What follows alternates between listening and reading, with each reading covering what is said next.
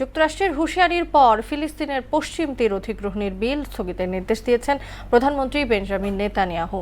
এদিকে গাজার বর্তমান পরিস্থিতি এবং যুদ্ধবিরতির দ্বিতীয় পর্যায় নিয়ে পশ্চিম তীরের ক্ষমতাসীন দল ফাতাহের সঙ্গে বৈঠক করেছে হামাস।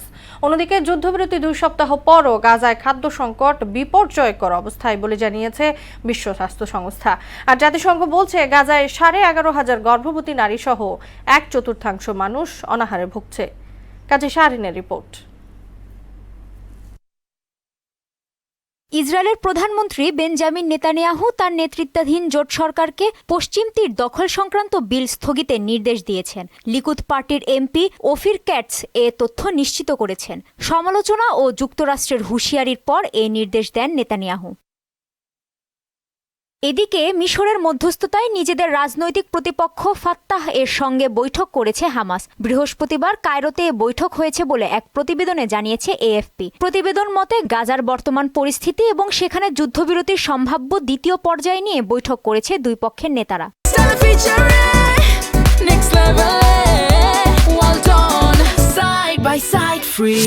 মুখপাত্র হাজেম কাশেম তুরস্কের সরকারি বার্তা সংস্থা আনাদোলু এজেন্সিকে দেয়া এক সাক্ষাৎকারে তিনি একথা বলেন।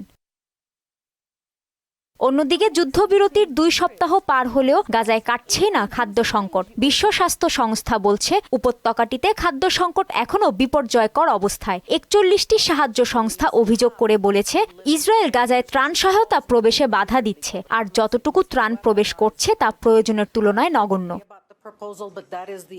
জাতিসংঘের বিশ্ব খাদ্য কর্মসূচি WFP জানায় গাজায় প্রতিদিন 2,000 টন ত্রাণের প্রয়োজন হলেও এখন পর্যন্ত তা পৌঁছানো সম্ভব হয়নি, কারণ মাত্র 2টি প্রবেশ পথ ছাড়া বাকি সব পথই এখনও ইসরায়েলি অবরোধে রয়েছে।